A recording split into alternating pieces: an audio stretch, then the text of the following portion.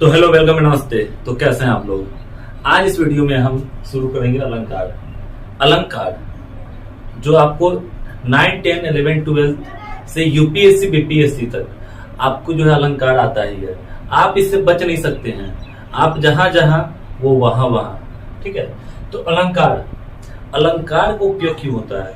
अलंकार जैसे कि कोई स्त्री महिला सजती है, सजावट होता है, तो उसी तरह से जो अलंकार है, अलंकार का उपयोग हिंदी काव्य में जो होता है, काव्यों को सजाने के लिए किया जाता है। अलंकार का उपयोग हिंदी काव्यों में सजाने के लिए किया जाता है। तो अलंकार का मतलब है सजावट, शोभा। अलंकार का शाब्दिक अर्थ होता है आभूषण, सजना या सुंदर। अलंकार को आप देखेंगे तो वो आपको सजना संवरना। हिंदी में काव्यों को सजाने के लिए अलंकार का उपयोग होता है।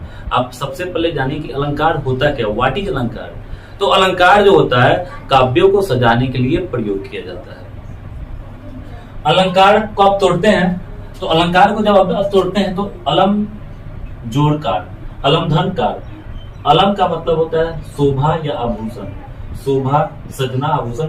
आकार का मतलब करने वाला, यानी शोभा करने वाला, सजाने वाला, वो होता है अलंकार।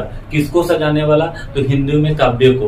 काव्य क्या होता है? तो काव्य जो होता है वो मतलब कि हिंदी में कविता या शायरी मशवरा, उससे रिलेटेड को काव्य बोलते हैं। तो हिंदी काव्यों को सजाने के लिए अलंकार का उपयोग होता है। सबसे पहले आप अलंकार पढ़ने आए हैं तो अलंकार को समझिए, और इस वीडियो पर आए हैं तो थोड़ा सा समय हमें देने का प्रयास कीजिए।